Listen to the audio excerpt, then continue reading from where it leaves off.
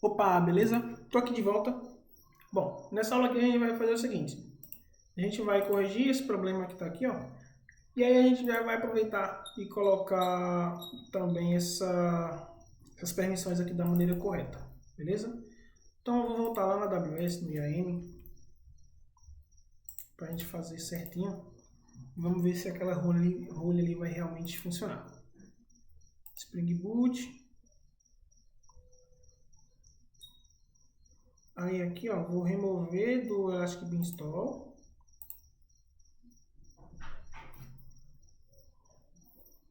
E vou colocar aquelas duas que tem lá para a gente ver se realmente vai funcionar.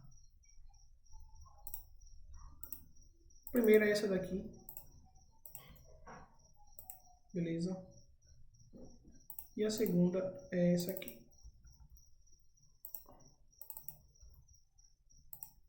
Show. Beleza?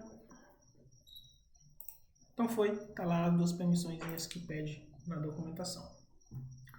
Aí esse erro aqui é o seguinte, por padrão, quando a gente sobe a aplicação aqui no Beanstalk, ele manda para a porta 5000, que é a porta desse plugin aqui, NG Inks. Beleza? Aí ele manda para esse cara aqui. Aí a gente faz o seguinte, ó, lá na nossa aplicação, cadê? No projeto, no microserviço de compras, a gente vai lá no Resource e no Application Test a gente vai colocar aqui, deixa eu ver se dá para colocar aqui ou aqui. Não, acho que é melhor colocar no Application Test. Eu vou editar o arquivo e aqui embaixo eu vou fazer o seguinte, ó, server.port, porque eu quero mudar a porta padrão, né? E vou colocar 5000, vou mudar a porta do Tomcat.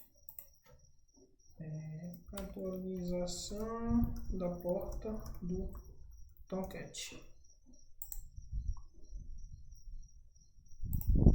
Beleza? Então eu vou dar um commit e aí ele vai rodar o nosso git action de novo. Então vamos esperar aí. Vamos ver se agora vai dar certo, beleza? Ah, eu esqueci de colocar essa parte aqui, ó. Eu queria testar isso daqui. Quando isso aqui rodar, eu vou e testo essa parte aqui para ver se vai funcionar.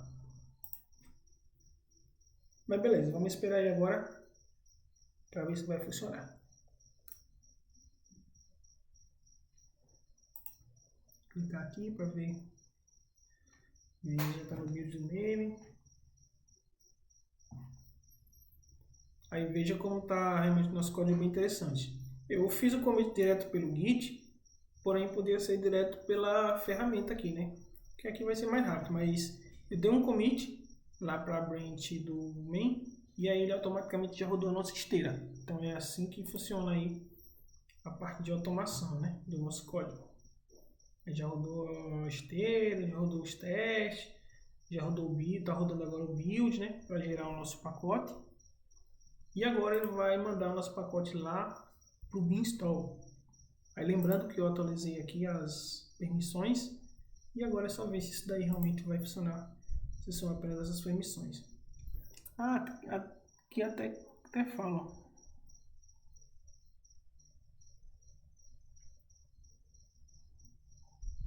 Eu acho que eu copiei errado esse valor aqui, mas beleza, a gente vai testar.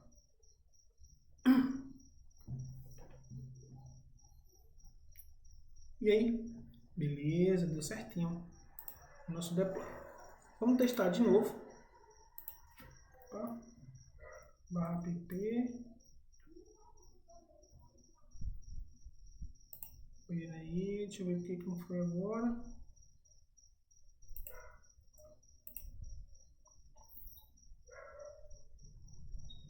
Deixa eu ver aqui. EC2. Porque ele sobe uma instância EC2, né? Com o nosso aplicativo lá dentro.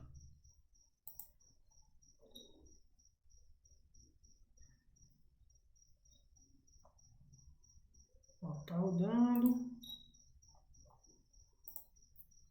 Só que eu mudei a porta e mesmo assim ele não deu certo. Peraí. Vou fazer o seguinte, vou só dar um pause aqui para ver o que daqui a pouco eu volto, beleza? Opa, voltei aqui. Bom, o problema que deu foi o seguinte. Aqui no application -teste, o que aconteceu?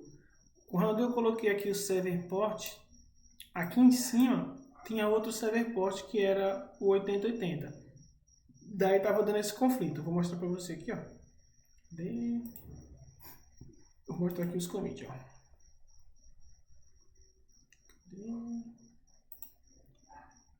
Ó. Quando eu vim aqui, vou mostrar como que tava.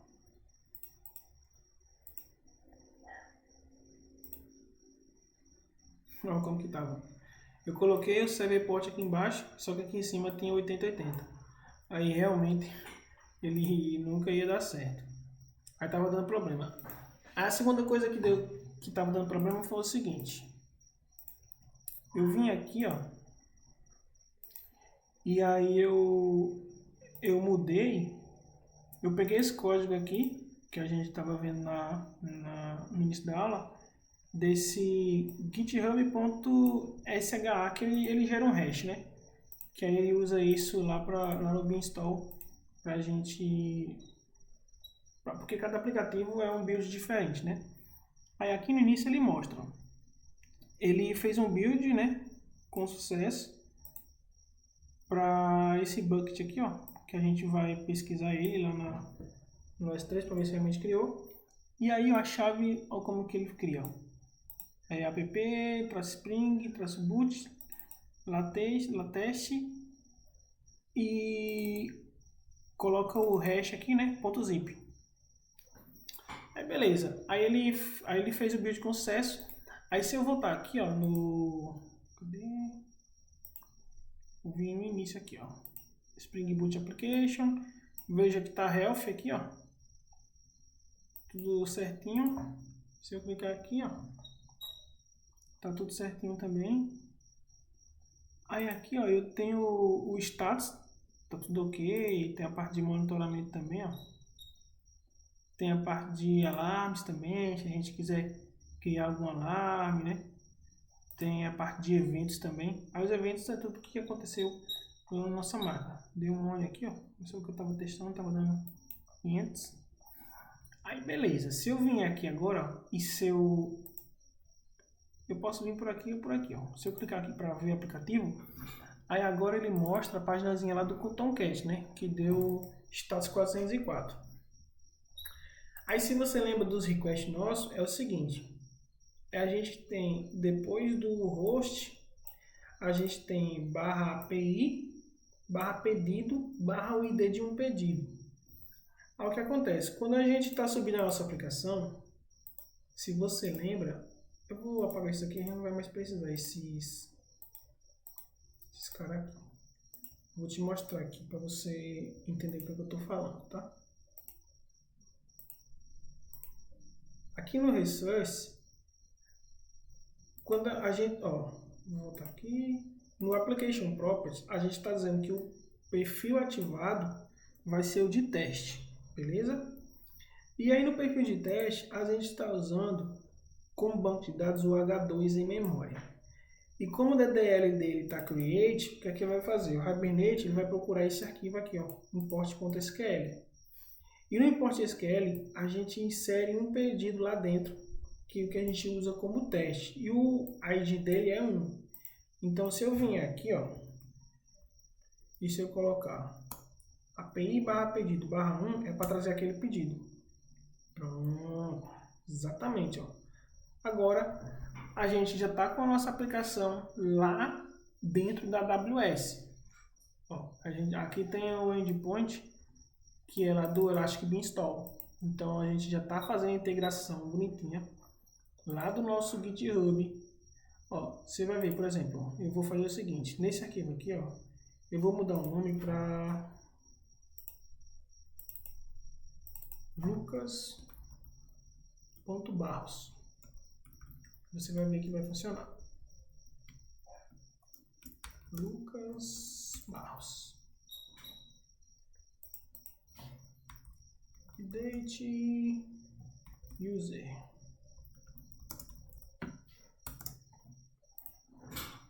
Aí vai rodar tudo de novo. E aí aqui quando eu fizer essa consulta de novo, ele vai ter aqui Lucas Barros. Aí veja que interessante. Cadê? Deixa eu ver aqui no Git Actions para a gente ver rodando de novo. Ó, tá rodando a nossa pipeline. E a nossa aplicação está no ar. Ou seja, o que é que isso significa? O Beanstalk, o que é que acontece? Se eu vim aqui no... Vou colocar aqui em EC2. O que acontece? O Beanstalk, ele manda o nosso arquivo, né, o nosso jar, para uma instância EC2. Aí, o que é uma instância EC2? Uma instância EC2 é uma máquina virtual aqui dentro da AWS. Se eu clicar aqui no ID da instância, onde mostra alguns detalhes, ele vai mostrar alguns detalhes da nossa máquina virtual, beleza? Como tem o IPv4 dela, o DNS, né, IP privado dela. Aí tem aqui, ó, o host type. Deixa eu ver se eu acho que não tem IP público não. Tem aqui, ó, o IP público dela. Aí aqui embaixo a gente tem mais alguns detalhes, porque o que acontece? Tudo isso aqui, ó, o IAM rule, o IAM location, essas coisas aqui são geradas lá pelo nosso Beanstalk. Então, se a gente fosse fazer tudo isso na mão, ia dar um trabalho realmente bem grande. Ó, a parte de segurança, ele cria também, ó, uma role. Aí nessa role aqui, ó, tem algumas coisas de segurança. Por exemplo, ó, aqui no Security Group, a gente... Deixa eu ver se já foi o deploy. Tá fazendo aqui, ó. Aí já foi. Se eu vim aqui agora, ó. Aí, lucas.barros. Cadê o nome aqui, ó, Lucas Barros. Então deu certo o nosso deploy. Aí só recapitulando aqui, ó, o que acontece? Eu fiz um deploy, aí ele começou a rodar. Aí aqui nas instâncias S2 existe um cara chamado load balance, que é esse cara aqui, ó. Aí no load balance, cadê? Deixa eu ver como o nome foi o nome que ele criou.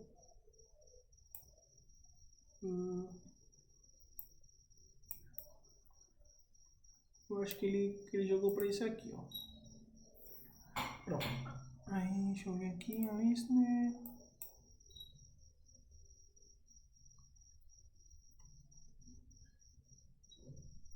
Target Group.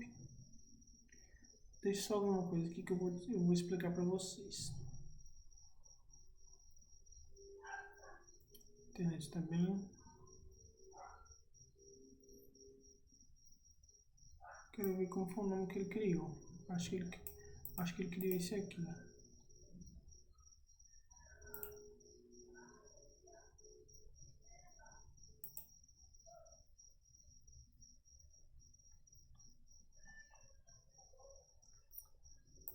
Beleza. Vamos recapitular.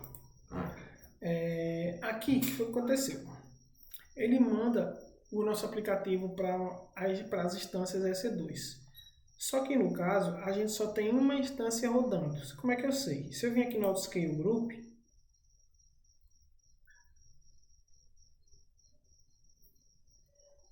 aí se eu vim aqui, ó, eu acho que foi isso aqui que ele criou.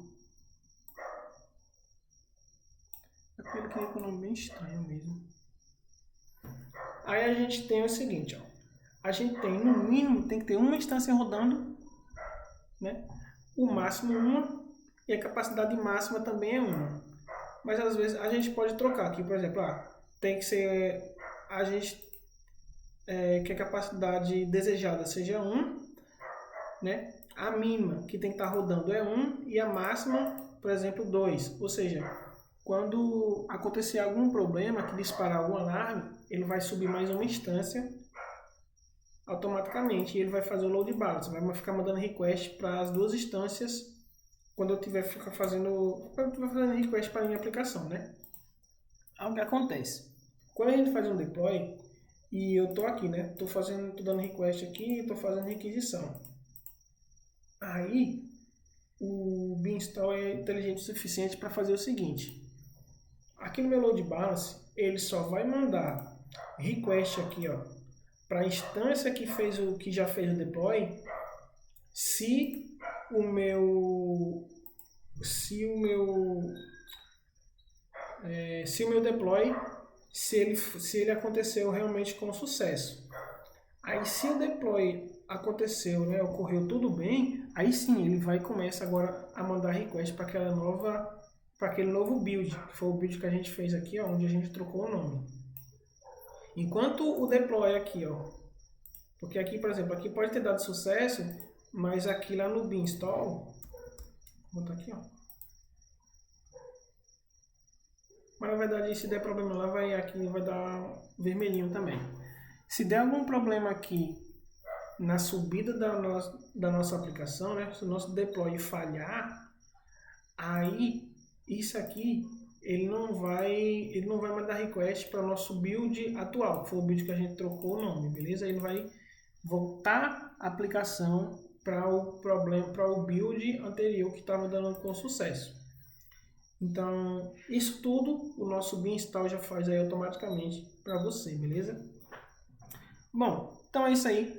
Nessa aula a gente corrigiu uns bugzinhos que tinha para subir lá para a AWS, mas agora a gente já consegue fazer o upload do nosso arquivo e realmente está tudo automatizado. A gente já consegue mandar para uma instância C2, né? Já tem aqui a parte de load balance, né?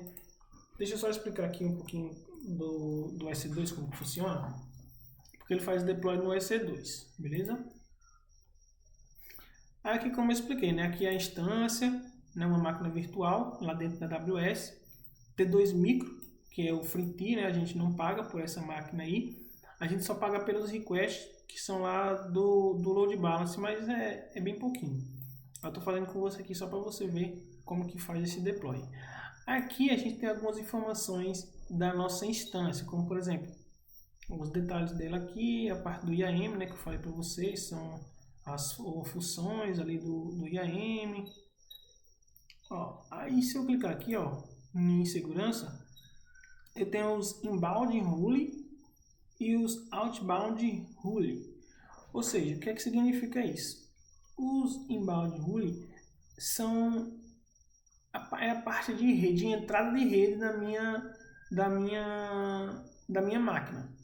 E aí ele está permitindo, para esse grupo de segurança aqui, na porta 80, ele está permitindo para todo mundo, está livre aqui. Quando eu coloco esse tudo zero aqui, significa que é de qualquer IP. Qualquer IP pode vir e fazer request para minha máquina, né? Aí aqui, como eu mando para esse endpoint, internamente ele vai fazer um redirect lá para o load balance. Aí ele vai ficar mandando para as máquinas virtuais. Se tivesse duas máquinas de pé, ele ia intercalar, né, o load balance e mandar para um, para outro, para não sobrecarregar demais uma máquina. Beleza? E aqui é o outbound rules, a parte de saída de rede, né, de informação da minha máquina. E aqui ele está permitindo tudo, né, todo o protocolo para qualquer destino também. Aí, mais aqui para baixo tem o seguinte, ó. Cadê? Grupo de segurança, ó, a parte do load balance que eu falei para você, né? Se você não sabe o que é um load balance, depois você dá uma pesquisadinha na internet, porque realmente é bem importante, principalmente para a gente que está trabalhando aí com a parte de microserviços. Porque o que acontece? Digamos que eu tenho uma aplicação e a gente está exigindo demais dela, né? Tem muita memória, tem muita CPU. Aí a gente começa a escalar nossa aplicação de maneira horizontalmente. A gente começa a subir novas instâncias EC2, né? 2, 3, 4, para a gente atender a demanda. Só que aí, esses requests precisam se intercalar entre essas aplicações. Aí como é que é feito isso? Na AWS tem um serviço que é o Load Balance. Aí o Load Balance vai distribuir a carga de request para as nossas máquinas virtuais. Aí, dessa maneira a gente não vai sobrecarregar demais ali uma aplicação, né? Porque ele vai fazer ali um cálculo e vai estar mandando um request para um e para outro, justamente para diminuir esse tráfego aí e também a gente ter um processamento mais eficiente do lado daqui da nossa aplicação, tá? Aí aqui tem a parte de zonas tem as partes de zonas que é onde a nossa aplicação pode estar hospedada, porque assim, ó, dentro de uma região que é a norte da Viena, tem zonas de disponibilidade, que são os data centers, né? Que é onde são distribuídos. Aí, por exemplo, a nossa aplicação, ela já está de uma maneira que ela está altamente escalável. Ou seja, se nessa região aqui, alguma dessas zonas aqui cair, digamos que caiu essa aqui que tem o final 1C. Aí, digamos que caiu e tinha uma máquina EC2 lá dentro com a nossa aplicação. Ou seja, o nosso usuário não vai sofrer impacto algum. Por quê? Porque as demais aqui, ó, as demais zonas estão de pé e as nossas aplicações estão dentro delas. Então, a gente já tem uma aplicação altamente escalável, onde isso daí realmente impede que o nosso sistema fique fora do ar. Então, essa aí também é uma parte muito importante. E o load balance já é inteligente o suficiente para isso, para estar mandando request para as nossas instâncias, independente de onde elas estejam, né, dentro aqui dessa zona de disponibilidade. Beleza? Aí aqui mais para baixo, eu tenho o Target Group. Aí eu vou clicar nesse aqui, ó. Acho que foi isso. O Target Group é o seguinte, ó. A gente tem algumas outras configurações, como por exemplo a parte de porta, de balance, né, do protocolo, e a gente tem essa parte do health e o unhealth. O que é que isso significa? Quando a gente pode colocar um caminho na nossa aplicação, para toda vez que ele subir aqui, ele vê se esse request existe. Aí a gente faz essa configuração aqui justamente para isso, aqui no health check, por exemplo. A gente coloca um path aqui, ó, e aí ele internamente fica fazendo request, por exemplo, a cada 15 segundos, ele faz um request para esse caminho aqui. Aqui acho que está pegando de uma outra aplicação minha que eu tinha colocado aqui como teste. Então, a cada 15 segundos, ele faz um request para cá com timeout de 5 segundos. Se passar disso aqui, ele vai falar que está unhealth, e aí isso reflete aqui, ó, no bin install. Vai refletir aqui, ó, onde tem esse health aqui, esse onde está ok, vai começar a dar o warning, vai ficar vermelhinho e vai dizer que a nossa máquina não está mais unhealth. Beleza? E se eu tiver outras máquinas funcionando, ele vai continuar mandando request para lá. Aí você, a máquina X está unhealth. Aí você entra lá para ver o que é, de repente aquela zona ficou fora do ar, então o aplicativo começou a consumir muita memória e acabou caindo ali dentro daquela instância. Aí você pode, sei lá, dar um reset na instância, né? Fazer o que for preciso ali para estar resolvendo esse problema. Por enquanto aqui, ó, tá tudo health, tá tudo statuszinho ok. A gente não tem nenhum tipo de problema. E aqui está falando que a gente tem uma instância rodando com o tipo dela T2 micro e ela por enquanto só está em uma zona de disponibilidade. Eu não vou colocar mais de uma zona porque aí entraria na parte de pagar, né? Mas eu vou colocar só em uma zona que é para a gente testar. Mas provavelmente quando você estiver num ambiente aí corporativo, o pessoal vai estar colocando mais de uma zona. Aí isso aqui geralmente você não vai configurar, isso aqui geralmente quem faz é a parte do DevOps. Mas é bom você saber, ter esse conhecimento, porque só ver que você sabe que se der algum problema você pode vir aqui, você pode ter a capacidade de resolver, beleza? Então é isso aí, essa aula aí fica por aqui, a gente termina. Aí a gente termina também aqui o nosso treinamento com essa parte do deploy da AWS, beleza? Aí qual que vai ser os próximos passos aqui do treinamento? Eu vou estar abrindo aí, junto com o Alex, alguns forms, que é para a gente pegar o feedback de vocês, o que é que vocês acharam do curso, o que é que foi bom, o que é que foi ruim, o que é que a gente pode melhorar. E aí a gente vai estar melhorando o nosso curso, beleza? O nosso treinamento. E também a gente vai estar criando novos módulos do treinamento, que é para justamente capacitar você aí no mercado de trabalho, deixar você realmente aí mais competitivo no mercado, beleza? Aí, por exemplo, a gente vai abrir depois um módulo onde a gente vai estar hospedando todas as aplicações aqui dentro da AWS. E a gente agora não vai mais estar trabalhando com RabbitMQ. A gente vai trabalhar com algum serviço dentro da AWS, que é, por exemplo, ó, o SQS, que é a parte de fila, né, mensageria dentro da AWS. Então a gente vai usar esse serviço aqui, a gente, ó, veja que eu não usei ele ainda, a gente vai criar do zero, a gente vai configurar tudo e aí a gente vai estar trabalhando. Então isso aqui vai ser um módulo à parte que a gente vai estar fazendo, mas isso aí a gente vai abrir um form para colher o feedback de vocês, ver se você realmente vai querer isso, ou então se você quer de repente trabalhar com outro serviço, e a gente vai estudar alguma maneira de fazer e estar disponibilizando para você, beleza? Então, próxima aula aí eu vou estar só falando mesmo com você, a parte de agradecimento, né, pelo treinamento aqui, e falar que a gente não está parando por aqui, beleza? Então, até a próxima aula aí, forte abraço e valeu!